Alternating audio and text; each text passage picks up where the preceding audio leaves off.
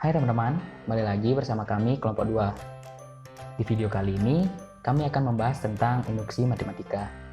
Apa dari kalian sudah ada yang tahu apa itu induksi matematika? Kalau belum, yuk kita simak sama-sama videonya.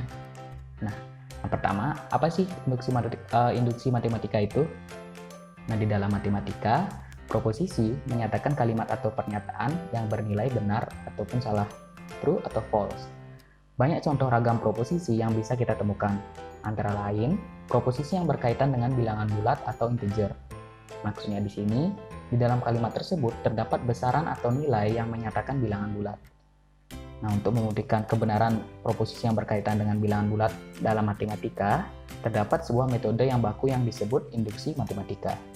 Dengan induksi matematika, kita dapat membuktikan kebenaran proposisi yang berkaitan dengan bilangan bulat tersebut.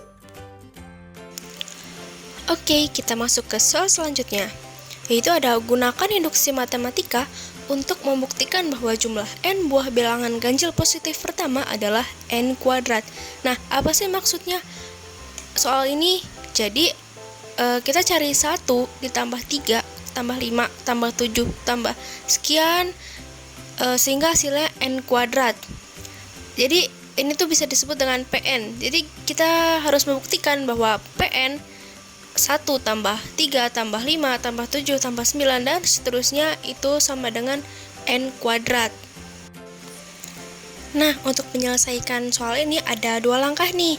Yang pertama yaitu basis induksi. Untuk n sama dengan 1, jumlah 1 buah bilangan ganjil positif pertama adalah 1 kuadrat sama dengan 1. Nah, ini benar karena jumlah 1 buah bilangan ganjil positif pertama adalah 1. Misal, n kita ganti jadi n sama dengan 2. Maka akan kita mencobakan berarti 1 dan 3. 1 dan 3 sama dengan 2 kuadrat. 1 tambah 3 itu 4, sedangkan 2 kuadrat sama dengan 4. Nah, berarti pernyataan ini benar. Nah, langkah selanjutnya yaitu adalah langkah induksi. Andaikan Pn benar, yaitu pernyataan 1 tambah 3 tambah 5 tambah sekian tambah 2n-1 sama dengan n kuadrat. Nah, 2n-1 ini merupakan rumus bilangan ganjil ya. Jadi misalnya n-nya itu 1, berarti 2 kali 1 kurang 1 sama dengan 1. Misalnya n-nya 2, berarti 2 kali 2, 4, dikurang 1, 3, dan begitu seterusnya. Nah, jadi andaikan Pn benar, yaitu pernyataan 1 tambah 3 tambah 5 tambah sekian tambah 2n-1 sama dengan n kuadrat adalah benar, maka kita harus memperlihatkan nih bahwa Pn tambah 1 juga benar, yaitu pernyataan 1 tambah 3 tambah 5 tambah sekian tambah 2n kurang 1 tambah 2n tambah 1 plus 1 sama dengan n tambah 1 kuadrat. Nah, dari mana sih kita dapat 2n tambah 1 ini? Jadi 2n tambah 1 ini kita dapat dari n-nya diganti dengan n plus 1. Jadinya kan 2 dikali dalam kurung n plus 1 ditambah 1, sehingga kita mendapat hasil 2n plus 1. Sama dengan, nah n plus 1 ini dapat dari mana? Nah, ini juga kita ganti dengan n tambah 1, jadi n tambah 1 kuadrat. Nah, jadi apabila itu juga benar, hal ini dapat kita tunjukkan sebagai berikut. Jadi 1 tambah 3 tambah 5 tambah seterusnya tambah 2n kurang 1 tambah 2n plus 1 sama dengan, nah ini kurung siku buka 1 tambah 3 tambah 5 tambah seterusnya tambah 2n minus 1 kurung siku tutup ditambah 2n plus 1. Nah, yang di kurung siku ini sama ya dengan pernyataan yang awal bahwa 1 tambah 3 tambah 5 tambah seterusnya tambah 2n kurang 1 sama dengan n kuadrat. Jadi ini kita bisa kita ganti dengan n kuadrat, sehingga hasilnya n kuadrat ditambah 2n plus 1. Kita buka kurungnya jadi n kuadrat tambah 2n tambah 1. Setelah itu bisa kita faktorkan ya, jadi n tambah 1, n tambah 1, sehingga dapat kita simpulkan hasilnya adalah n tambah 1 kuadrat. Nah, karena langkah basis dan langkah induksi keduanya ini telah diperlihatkan benar, maka jumlah n buah bilangan ganjil positif pertama adalah N kuadrat. Contoh prinsip induksi kuat. Misalkan bilangan bulat positif disebut bilangan prima jika dan hanya jika bilangan bulat tersebut hanya habis dibagi satu dan dirinya sendiri. Kita ingin membuktikan bahwa setiap bilangan bulat n atau n lebih besar sama dengan 2 dapat dinyatakan sebagai perkalian dari satu atau lebih bilangan prima. Buktikan dengan prinsip induksi kuat. Penyelesaian yang pertama, basis induksi. Jika n sama dengan 2, maka 2 sendiri adalah bilangan prima, dan di sini 2 dapat dinyatakan sebagai perkalian dari satu buah bilangan prima, yaitu dirinya sendiri. Langkah kedua, langkah induksi. Misalkan pernyataan bahwa bilangan 2, 3, sampai bilangan ke n dapat dinyatakan sebagai perkalian satu atau lebih bilangan prima adalah benar. Hipotesis induksi.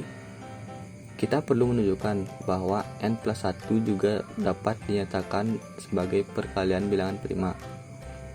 Ada dua kemungkinan nilai n plus 1.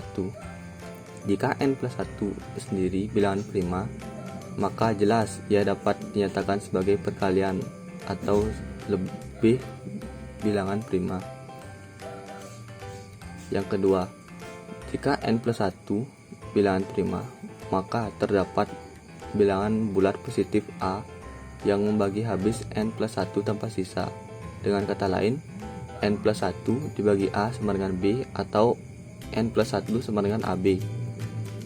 Yang dalam hal ini, 2 lebih kecil daripada A, dan A lebih kecil sama dengan B, B lebih kecil sama dengan N.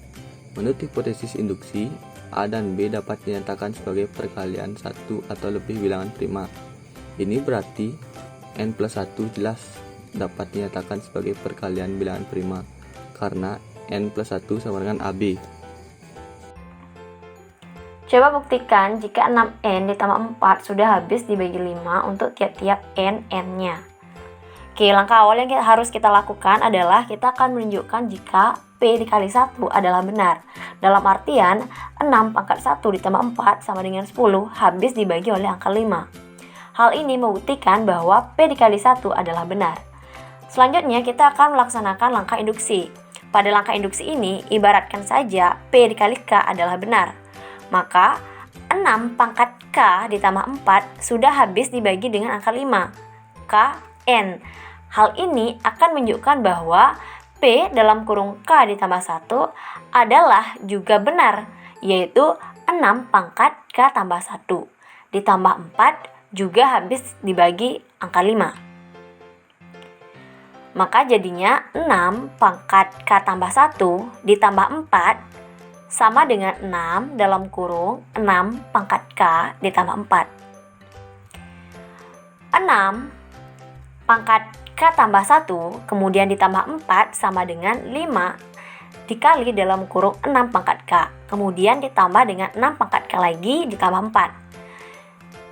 Jika 5 dalam kurung 6 pangkat K telah habis dibagi 5 dan 6 pangkat K kemudian ditambah 4 juga habis dibagi 5, maka 5 dalam kurung 6 pangkat K kemudian ditambah 6 pangkat K ditambah 4 juga pasti akan habis dibagi oleh angka 5. Jadi, P dalam kurung K ditambah 1 adalah benar.